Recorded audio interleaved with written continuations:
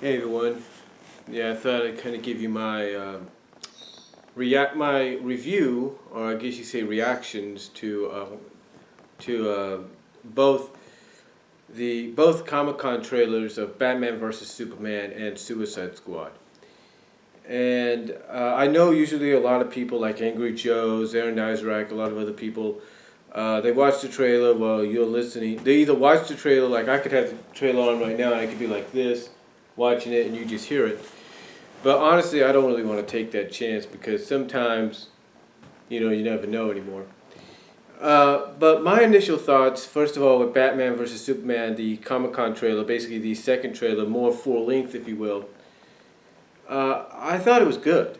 I thought it was really good. I mean, it really kind of gives you an idea of how things are being set up. You can kind of tell that. I know a lot of people are not sold on Jesse Eisenberg's portrayal of Lex Luthor, but the way I look at it, the way Lex's character in the movie in the movie is being portrayed is he's going to manipulate the situation, and when he finds out, well, basically he's going to manipulate the situation, but he's also going to be smart enough to realize that, Batman and Superman are going to kind of connect the dots and see that both are being manipulated. That's why I kind of see Wonder Woman coming in. Like you notice how she's always dressed up, outside, like kind of in business attire. So I look at Wonder Woman as being kind of like that key element that kind of gets Batman and Superman to realize that they're being duped, they're being manipulated, and Luthor, being Luthor, I'm sure is going to have a backup plan in case they do find out the truth. And I think that's where the whole having what is the word, having access to General Zod's body, you know, having access to it is going to come into play because honestly, even with the second trailer, we don't really know exactly who the villain is, who's the big baddie. I mean, it can't just be Luthor in his suit or anything like that because honestly, with Eisenberg, it'd look a little ridiculous. You know what I'm saying? No offense to the guy as an actor, but honestly, I think he's going to have a backup plan, and that's where the corpse, the body of General Zod being contained and everything, and him having access to it and all that, is going to come into play, and possibly how Doomsday, because a lot of people sourced out and reported that Doomsday is going to be in the movie, and that Zod's going to be the one that gets turned into Doomsday. So I think that's what kind of getting hinted at here, because during the trailer we do see some battle scenes, of course, between Batman and Superman. But we also see Wonder Woman fighting. We see her doing this, and we see her kind of backing up with this, and it's like, who is she fighting? Is she fighting Batman? Is she fighting Superman? Who is she fighting? And I can only assume it's got to be Doomsday. It's got to be General Zod as Doomsday. And the reason I say that is because of the fact that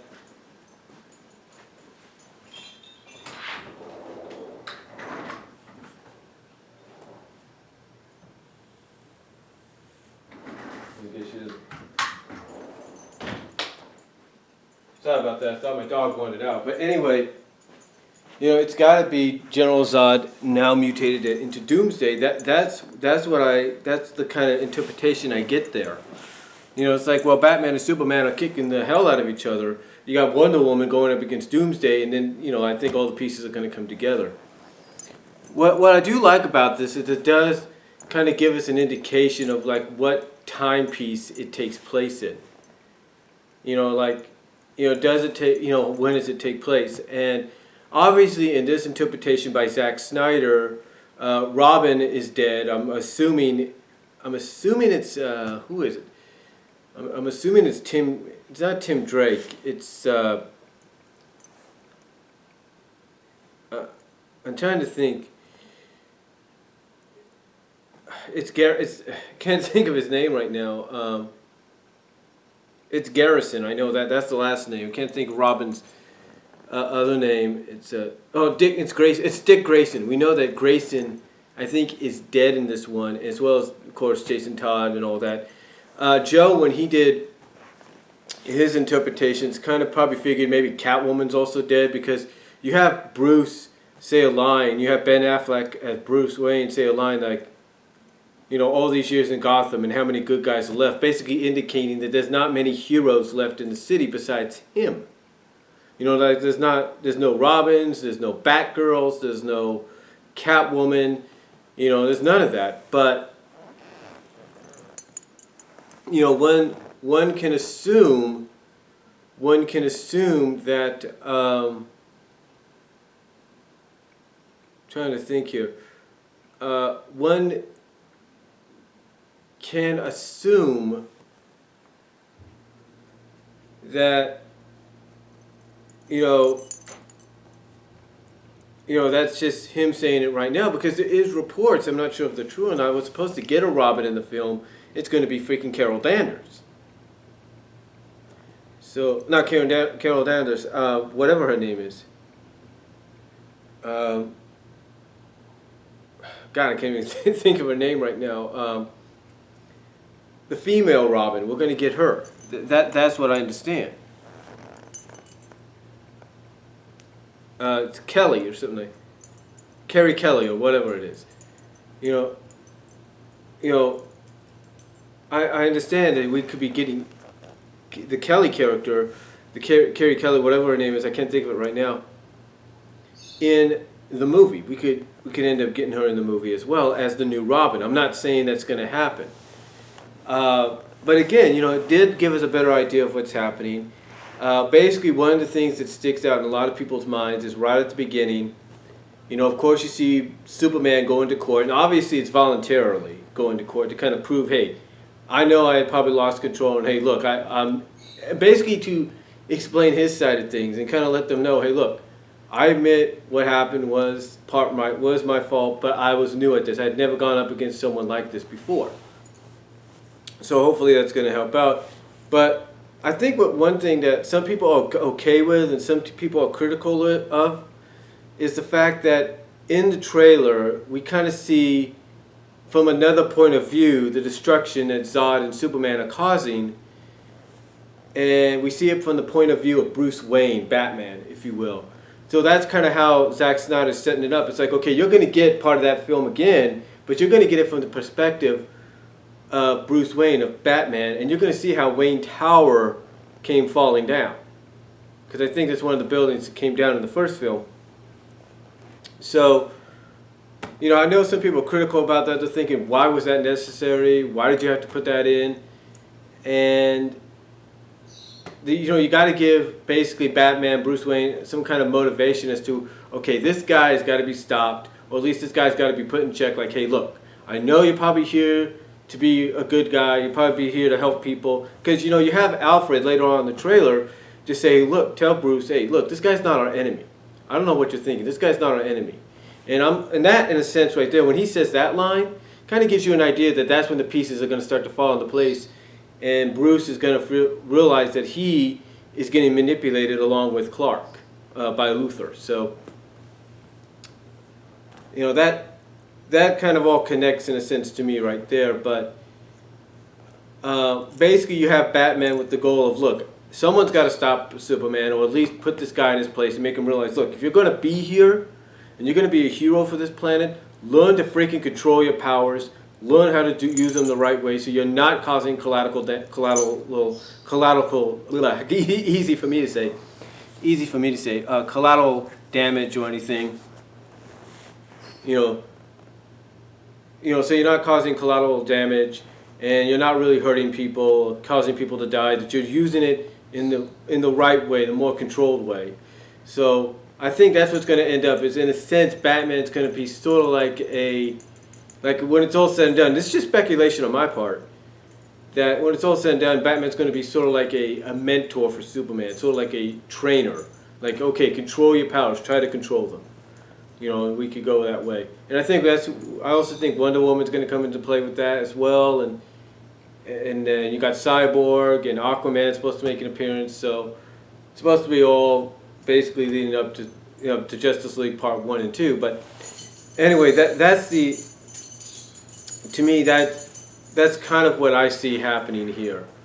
And that's why, like I said, I know some people are critical with Batman being included from his perspective of Man of Steel, seeing the events of Man of Steel from his perspective. I know some people are okay with it, some people are critical about it, but it's like I said, you got to find a way to give him some kind of motivation. What I do like about it is we do kind of get flashbacks to how he became Batman. Of course, with any film involving Batman, you got to have a backstory to how his parents being killed and all that. I like the fact that they actually, it's not just. I like the fact that they actually show them being buried or being entombed. I like the fact that they show people the funeral happening. I like how they show the procession of the caskets being put into the tomb, if you will, or whatever those things are called, those monuments, manors, whatever they are, for them to be put to rest in. So I do like that, and I like how they kind of make Wayne Manor here, because they make it more, it's a big building and everything. Yes, it's probably accessible, but like the backdrop of it's more kind of like, different, and you can kind of see there's a darkness and a dreariness to it.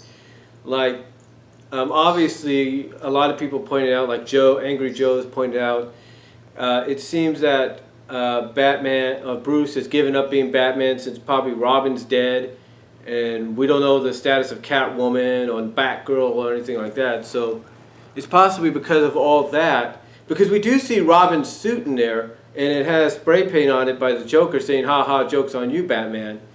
So there's an indication we might get a Joker appearance in there in the flashback. We're not really sure. But if that's the case, that might be interesting to see. So it would give us an indication as to why he quit being Batman. But that's just my speculation. And again, people like Joe and other people have speculated that as well. So overall, it does give us more detail, give us more of an idea of what's going on. And like I said, obviously it kind of shows us a little bit of how things have, even though just checking on my dog there. She was smelling one of the plants my mom has. But anyway, like I was saying, as much as as much as the as much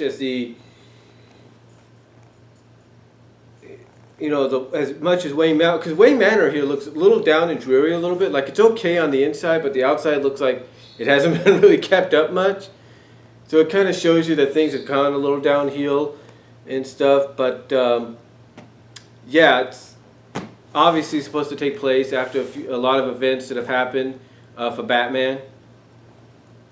So we'll probably get a better idea of what's going on possibly when another trailer hits, or when the movie finally comes to theaters in March. But to me, that's the easy for me to say again, interpretation that I'm getting with Batman here, with Batman's role in it. It's the fact that he's given up being a hero or vigilante because Robin's dead, possibly Catwoman's dead. We don't really know about her status, whether she's dead or not, or retired. Batgirl, we're not sure of if she's Oracle now or what's going on. But yeah, it's just one of those situations that you kind of see that what happened in Man of Steel from his perspective is one of the main reasons he's getting back into the suit, because he doesn't want tragedy to happen again. And he doesn't want someone like Superman, who, from his perspective, doesn't know how to control his powers yet, or doesn't know how to control his powers, and has all this, and has the power, as he puts it in the trailer, to wipe out the human race, to run wild, at least walk about without having somebody keep him in check or keep him in line.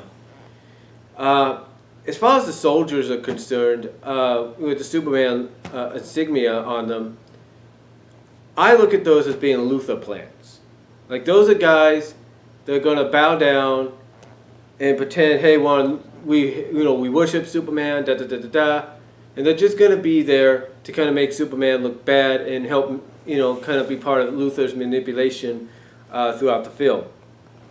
So again, overall, that's the vibe I'm getting, and that's just my thoughts on the second trailer, the Comic-Con trailer for Batman vs Superman, Dawn of Justice. Now, as far as Suicide Squad goes, just like with Batman vs Superman, you don't really know who the real baddie is, and to me, it looks like throughout the film, just by looking at this trailer, we're going to get a variety of flashbacks.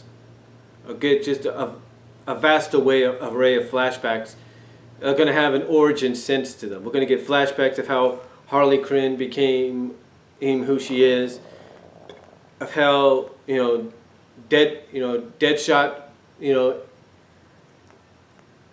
ends up in the situation he's in. Same with El Diablo. I'm sure Killer Croc's going to get a boomerang. Because here's what I got from the Suicide Squad trailer. It looks like in the past, right after maybe she became Harley or something, I'm not really sure. It looks like Boomerang and Harley had a fling. A lot of people say, well, now I know a lot of people are going to say, well, doesn't that kind of deter from her and Deadshot having a fling? That is true, it does, but that might be the case. But here it looks like it's going to be Boomerang and her that have something going on, besides her relationship or her relationship with the Joker. It does kind of show us from a different point of view how she became Harley, because we all know in the animated series, Joker manipulated her. Basically, she fell in love with the Joker because of the manipulation, and she became who she is. And I think they kept that going on in the comics. They kept that going on in the comics. Now, obviously, like I said, we're going to get flashbacks and all that to past events, and so, as to how they came to be, how they encountered each other, and stuff like that. So that's going to be really interesting to see if the flashbacks are going to be like within the first 45 minutes of the film. That's going to be an interesting look at. You kind of get an idea of how some things came to be, and Viola Davis's performance as Amanda Waller so far, just from the trailer, is good, because basically she's just someone that's like, hey, when she flat out says, look, whatever happens, they'll take the blame. We'll have nothing to do with it. Our hands will be clean. They're the ones with the reputations, so they're the ones that will take the instant blame. Our hands will be clean in the situation. So I like how she kind of points that out right at the beginning of the trailer. And again, it's not really much to go on. You basically kind of get some action scenes in here and there.